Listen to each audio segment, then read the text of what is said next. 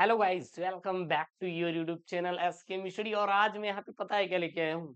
Board की copy कैसे लिखना है ये तो पता चल ही जाएगा आपको हिंदी की 22 फरवरी की। और इसके साथ साथ जो आने वाले मोस्ट इंपॉर्टेंट पेपर का सोल्यूशन है पूरा विथ क्वेश्चन यार मैं लेकर आया हूँ। अगर सेम टू सेम ऐसे ही लिख कर चले आएंगे और इस पेपर को तैयार कर लेते बोर्ड की कॉपी वाला, तो समझ लीजिए कि 100 में 100 नंबर बिल्कुल आपका पक्का होगा। और अब आपको ऐसे ही वीडियो देखने को मिलेगी, तो वीडियो क्या कर देंगे आप लोग, लाइक करके एक बार शेयर कर दीजिए। अगर ये 100 में 100 चाहिए तो आप अपने आप से प्रॉमिस करिए कि नहीं, हमें ये सर 100 में 100 चाहिए तो चाहिए, चाहे कुछ भी हो जाए। अपनी जान लगा देंगे गुरुदेव इस 100 नंबर के लिए, लेकिन लेके रहेंगे गुरुदेव। एग्जामिनर चाचा से ये 100 नंबर लेकर रहेंगे, कुछ भी हो जाए, ठीक है ना। कि बिल्कुल 100 नंबर वाली आपकी बोर्ड की पेपर की कॉपी है, तैयार कर लेना, एकदम एकदम तैयार करके जाना है। हर एक क्वेश्चन इंपॉर्टेंट है, कैसे लिखना है मैं वो तो बताऊंगा ही। और ये इंपॉर्टेंट सारे सारे ए टू जेड है, इसमें एक भी टॉपिक छूटा नहीं है, ठीक है ना। देखिएगा, जो आपका पेपर रहेगा इसमें दो खंड रहेंगे, खंड क और खंड ख। खंड क भी 50 नंबर का रहेगा, खंड ख भी कितना रहेगा, 50 नंबर का रहेगा। मतलब कुल मिला के 50-50 नंबर में ना गुरुजी दोनों पेपर बटे रहेंगे, एक पेपर। और हमें सबसे पहले उसी खंड का उत्तर देना है जिसका आंसर हमें अच्छे से आता रहे। अगर हमें खंड क का आंसर अच्छे से आ रहा है तो खंड क का देंगे, खंड ख का आंसर अच्छे से आ रहा है तो खंड ख का देंगे, ठीक है। तो सबसे पहले ऊपर डालेंगे खंड क, क्या डालेंगे, खंड क, बढ़िया एकदम चौचक तरीके से। फिर अब सर खंड क में कौन से प्रश्नोत्तर संख्या का आंसर दे, चलिए गुरुजी मैं पहले देने वाला हूं, तो प्रश्नोत्तर संख्या पहला शुरू करेंगे। तो प्रश्नोत्तर संख्या पहला जो रहता है इसमें 4-5 बहुविकल्पी होते हैं, क ख ग घ और अंग। पहला गुरुदेव हम क वाला के लेंगे, किसके लेंगे, क वाला के। तो मैंने यहाँ पे क्या लिखा, खंड क का प्रश्नोत्तर संख्या पहले का क। अब गुरुजी क्या हम इसका आंसर लिख दे या फिर क्वेश्चन आंसर लिखे, तो मेरा सबसे अच्छा यही सवाल है। अगर भरना है कॉपी, टाइम है आपको और आपकी स्पीड है, फिर आपको क्या करना है, क्वेश्चन आंसर दोनों साथ में लिखना है। प्रश्न क्या है, पंडित प्रताप नारायण मिश्र द्वारा संपादित पत्रिका है, सर कौन सी है, कौन सी है, तो वो है गुरुजी ब्राह्मण। कौन सी है, ब्राह्मण है। जो ब्राह्मण है यह पंडित प्रताप नारायण मिश्र द्वारा संपादित पत्रिका क्या गुरुजी, नाम है। कैसे याद करेंगे, देखिए यहाँ मिश्र जुड़ा हुआ है, क्या है, मिश्र। तो मिश्र से लोग सोचते हैं कि कोई क्या है, ये पंडित है, क्या है, पंडित है, ठीक है ना। तो पंडित किस में आते हैं, ब्राह्मण में आते हैं। तो सीधा लिखिए पंडित प्रताप नारायण मिश्र, मिश्र का संपादित पत्रिका कौन सी है, ब्राह्मण है। इस प्रकार से आपको क्या करना है, याद करना है। और ऐसे ही आपको बोर्ड में लिखना भी है। उत्तर क्या लिख दिए, सी लिख दिए। अगर आपको कुछ आ रहा है तो एक्सप्लेन कर दीजिए, क्या लिखेंगे, पंडित प्रताप नारायण मिश्र द्वारा संपादित पत्रिका ब्राह्मण पत्रिका है। इस पत्रिका का प्रकाशन सन 1883 ईस्वी में शुरू हुआ था। आनंद कंदामिनी, जो आनंद कादम्बिनी है, यह बद्री नारायण चौधरी प्रेमघन की है। हिंदी प्रदीप जो है किसकी है, बाल कृष्ण भट्ट की है। और दिनमान अज्ञे द्वारा संपादित पत्रिका है, क्योंकि यहाँ पे और ऑप्शन में मिल रहे हैं ना, आनंद कंदामिनी, कादम्बिनी, हिंदी प्रदीप और दिनमान। तो आनंद कादम्बिनी किसकी है, बद्री नारायण चौधरी प्रेमघन की है। हिंदी प्रदीप किसकी है, बालकृष्ण भट्ट की है। गिरमान किसकी है, अज्ञेय द्वारा संपादित पत्रिकाओं के क्या है, नाम है। क्लियर है, चलिए अगला प्रश्न। सर जी पहले का ख डालेंगे गुरुजी, क्या डालेंगे, पहले का ख डालेंगे गुरुजी। है क्या यहाँ पे प्रश्न, प्रश्न है क्या गुरुदेव, रामचंद्र शुक्ल की रचना है गुरुजी, रामचंद्र शुक्ल की रचना है गुरुजी। तो रामचंद्र शुक्ल की रचना गुरुजी त्रिवेणी है, क्या है, त्रिवेणी है। तो गुरुजी साहित्य लोचन किसकी है, श्याम सुंदर दास की। साहित्य सहचर किसकी है गुरुजी, डॉक्टर हजारी प्रसाद द्विवेदी की। आलोचक की आस्था किसकी है गुरुजी, तो डॉक्टर नगेंद्र की। तो ये भी क्या करना है आपको, याद करते चलना है। अरे गुरुजी मजा आ जा रहा है एकदम, एकदम कतई जहर वाला आप गुरुजी बता रहे हैं प्रश्न, तो ये तो आप गुरुजी यहाँ जाएगा एकदम पेपर में। अगला देखिए, प्रश्नोत्तर संख्या पहले का ग। प्रश्न क्या है, कर्म भूमि किस विधा की रचना है, सर कर्म भूमि किस विधा की रचना है। तो जो कर्म भूमि है यह एक उपन्यास है। क्या है गुरुजी? उपन्यास है। बस सेम टू सेम पेपर में लिख के आना है, बस यही तैयार करो यार, बहुत इंपॉर्टेंट वाले क्वेश्चन है। तो कर्म भूमि उपन्यास विधा की रचना है। इसके लेखक कौन है? प्रेमचंद्र है गुरुजी। इसके लेखक कौन है? प्रेमचंद्र है गुरुजी। 22 फरवरी, हिंदी का एकदम 100 में 100 नंबर वाली कॉपी है भाई, 100 में 100 नंबर वाली कॉपी है, देख लेना एकदम। एग्जामिनर चेक करेगा ऐसे ही, 1 नंबर आपको दे देगा। प्रश्नोत्तर संख्या पहले का घ, भाग्य और पुरुषार्थ के लेखक गुरुजी कौन है? तो भाग्य और पुरुषार्थ के लेखक है जैनेन्द्र कुमार। कौन है? जैनेन्द्र कुमार है सर, जैनेन्द्र कुमार है। पहले का अंगा, क्या बोल रहा है भैया यहाँ पे प्रश्न, क्या बोल रहा है? महावीर प्रसाद द्विवेदी द्वारा संपादित पत्रिका गुरुजी कौन सी है? तो महावीर प्रसाद द्विवेदी द्वारा जो संपादित पत्रिका है वो सरस्वती है गुरुजी। क्या है? सरस्वती है गुरुजी। फिर यहाँ पे प्रश्नोत्तर संख्या दूसरे का क, क्या बोल रहा है दूसरे का क? यहाँ पे पद्मावत की रचना काल है। सेम टू सेम आपको 22 फरवरी की हिंदी के पेपर में लिख के आना है, जैसे मैं यहाँ पे लिखवा रहा हूँ, बस सेम टू सेम लिखना है। क्वेश्चन भी लिख सकते हैं, आंसर भी लिख सकते हैं। आप चाहे तो डायरेक्ट क्वेश्चन आंसर लिखिए, कोई दिक्कत नहीं है। अगर क्वेश्चन आंसर लिखते हैं तब भी आपको नंबर मिलेगा ही मिलेगा। पद्मावत रचना किस काल की है? तो जो पद्मावत रचना है यह भक्ति काल की है। कौन सी काल की है? भक्ति काल की भाई साहब। इसके रचनाकार कौन है? तो मलिक मोहम्मद जायसी है। मलिक मोहम्मद जायसी कौन है? भक्ति काल की रचना के क्या है गुरुजी? लेखक है गुरुजी, कवि है गुरुजी। उसके बाद प्रश्नोत्तर संख्या दूसरे का ख, क्या बोल रहे हैं यहाँ पे? सरोज स्मिथ के रचयिता हैं। कौन है? तो वो है आपके सूर्यकांत त्रिपाठी निराला। कौन है? सूर्यकांत त्रिपाठी निराला है। दूसरे का ग प्रश्न क्या है यहाँ पे? दूसरे का ग प्रश्न ये बोल रहा है कि निम्नलिखित कवियों में से कौन छायावादी नहीं है? तो जो छायावादी नहीं है वो कौन है? नागार्जुन। नागार्जुन छायावादी नहीं है। सुमित्रानंदन पंत भी छायावादी कवि है, जयशंकर प्रसाद भी है, महादेव वर्मा है। और ये तीनों मोस्ट इंपॉर्टेंट वाले कवि के जीवन परिचय हैं, तैयार कर लेना आप लोग, पेपर में आता है, ठीक है ना। तो नागार्जुन जब छायावादी नहीं है तो किस युग के कवि हैं आप बताइए ना? तो गुरुदेव ये प्रगतिवादी युग के कवि हैं। किसके युग के कवि हैं? प्रगतिवादी युग के कवि है। अरे गुरुजी एकदम चपुआ बता रहे हैं गुरुजी, एकदम जी यार एकदम हरिहरा आ गया गुरुजी। अरे गुरुजी क्या बताऊं आपको, आप तो एकदम चपुआ बताते हैं। प्रश्नोत्तर संख्या दूसरे का घ, अब प्रश्नोत्तर संख्या दूसरे का घ देखिए प्रश्न क्या बोल रहा है यहाँ पे। प्रश्न ये बोल रहा है निम्नलिखित में से रीतिकाल के किस कवि ने वीर रस में रचना की है? तो घनानंद भी ने भी नहीं किया है, पदाकर भी नहीं किए, और यहाँ पे बिहारी लाल, लेकिन भूषण ने जो है यह वीर रस में अपनी रचना लिखी है। किसमें लिखी भाई? वीर रस में लिखा है। यार थोड़ा सा ना मौसम परिवर्तन होने की वजह से जुकाम हो गया, अगर नॉइस वॉइस आई तो इसके लिए माफी चाहते हैं, करे जा, ठीक है ना। प्रश्नोत्तर संख्या दूसरे का अंगा, अरे गुरुजी क्या एकदम दिमाग में डाल लेगा? बिल्कुल डालो यार। तार सप्तक के रचना, तार सप्तक के संपादक थे, जो तार सप्तक था यह अज्ञेय थे। किसका था? तार सप्तक के जो संपादक थे अज्ञेय थे। कौन थे? अज्ञेय थे गुरुजी, अज्ञेय थे गुरुजी। अब प्रश्नोत्तर संख्या 3 आएगा। अरे गुरुजी 3 जो आएगा ना वो बोल क्या रहा है? एक तरफ गुरुजी कट जा रहा है, हमें तो दिखाई नहीं दे रहा है गुरुजी।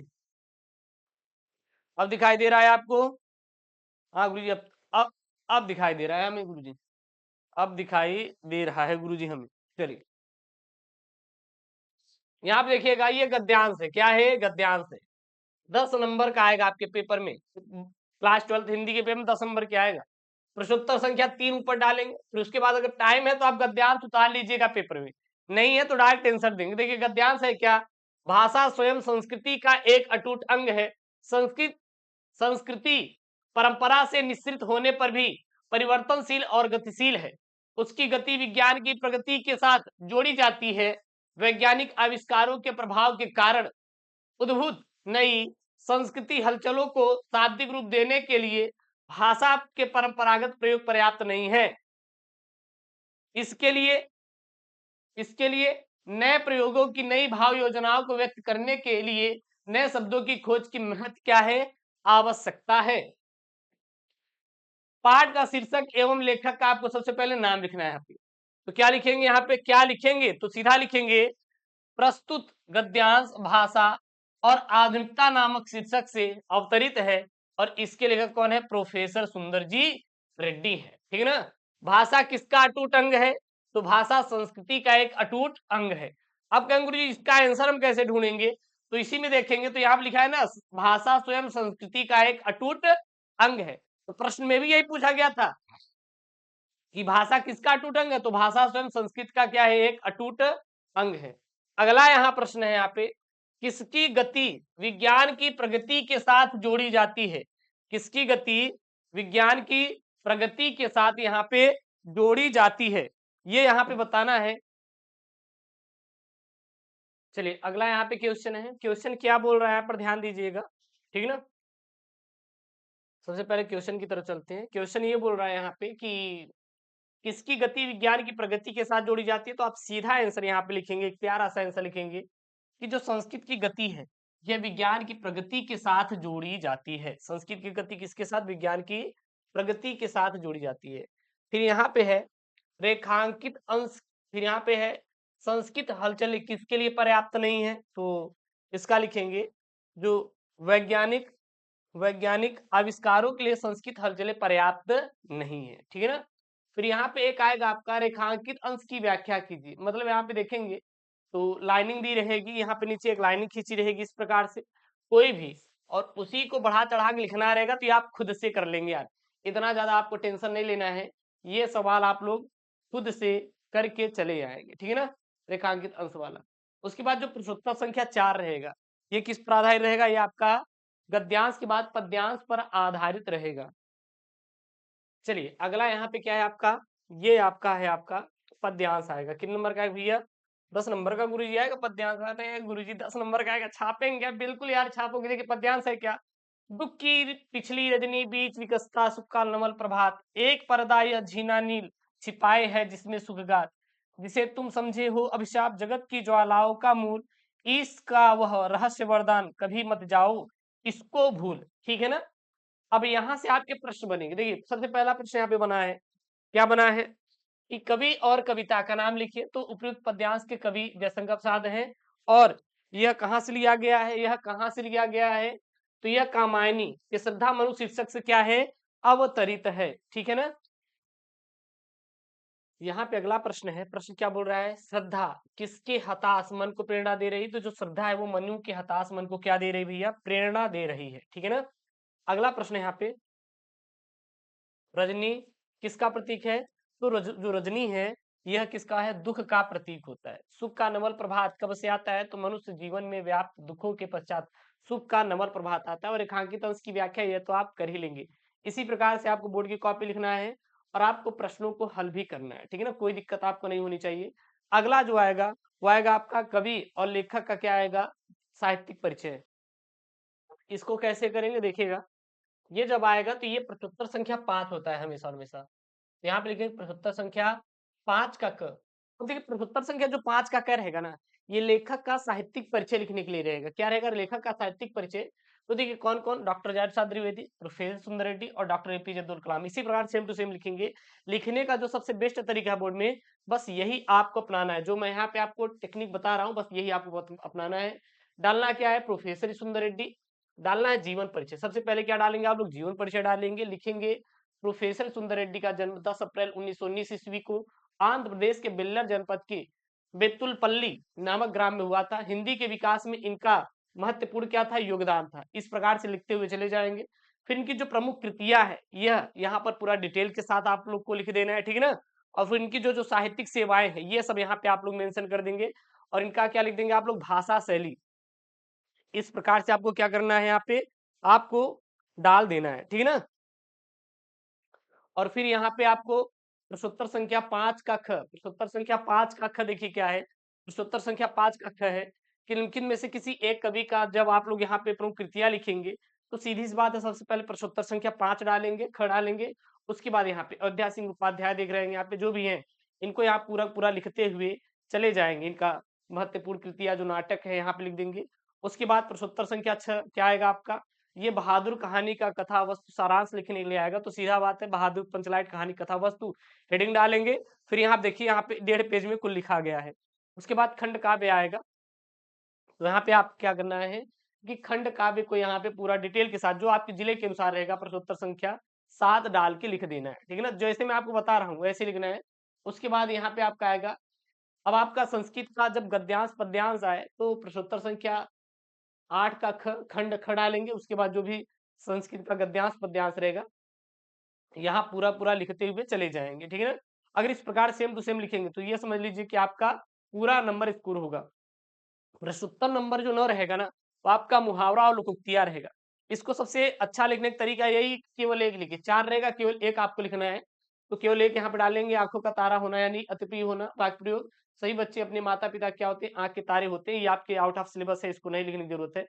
नीचे आएंगे तो आपका यहाँ पे, आप नीचे आएंगे तो यहाँ पे आपका रहेगा शब्द युग्म का सही अर्थ चयन चयन करके लिखना रहेगा। तो ये तो आपका बहुविकल्पी वाला है, तो सेम टू सेम आप प्रोसेस करेंगे। क्वेश्चन आंसर यहाँ पे लिखते चले जाएंगे, जैसे इसका आंसर श्रवण समर का अनुसरण, अंश और अंश का क्या हो जाएगा, कंधा और हिस्सा हो जाएगा। फिर आपका शब्द के 2 अर्थ लिखना है, जैसे कि यहाँ पे अंबर चपला जड़, तो अंबर का वस्त्र और आकाश। फिर यहाँ पे है वाक्यांशों के लिए एक शब्द, अनुकरण करने योग्य को क्या कहते हैं, अनुकरणीय कहते हैं। फिर वन में रहने वाले को क्या बोलते हैं हम लोग, वनवासी बोलते हैं। उसके बाद 11 का जो घ है यहाँ पे वाक्य को शुद्ध करके लिखना रहेगा, 4 रहेगा। 2 वाक्यों की यहाँ पे शुद्ध करके आपको लिख देना है। उसके बाद आपका यहाँ पे रस छंद अलंकार, बढ़िया आपको श्रृंगार रस परिभाषा, उसके बाद उदाहरण लिखना है, ठीक है ना, स्पष्टीकरण। फिर यहाँ पे अथवा में करके शांत रस के बारे में लिख सकते हैं। और फिर यहाँ पे अलंकार का देखिए, यहाँ पे परिभाषा उदाहरण, बढ़िया इसी प्रकार से आपको लिखते हुए चले जाना है। अगर इस प्रकार से आप लोग लिखते हैं तो ये समझ लीजिए कि आपका एक नंबर कटने वाला नहीं है। जब हम बात करेंगे आप पत्र लेखन की, तो बस सेम टू सेम यही टेक्निक अपनाना है पत्र लेखन में, जो यहाँ पे बताया गया है। आप इस प्रकार से हिंदी कॉपी भाई साहब 22 फरवरी को लिख कर आएगा। और ऐसे ही आपको 22 फरवरी को कॉपी लिखनी है। अगर कोई दिक्कत हो तो बिल्कुल कमेंट बॉक्स में मेंशन कर दीजिएगा। और ये वीडियो अपने दोस्तों के साथ जरूर से जरूर शेयर करिएगा। कोई दिक्कत आए तो बिल्कुल चैनल को मतलब कमेंट बॉक्स में कमेंट कर दीजिएगा, और चैनल को सब्सक्राइब, वीडियो को लाइक कर देंगे। मिलते हैं नेक्स्ट वीडियो में दोस्तों। थैंक यू, जय हिंद, टेक केयर, बाय बाय।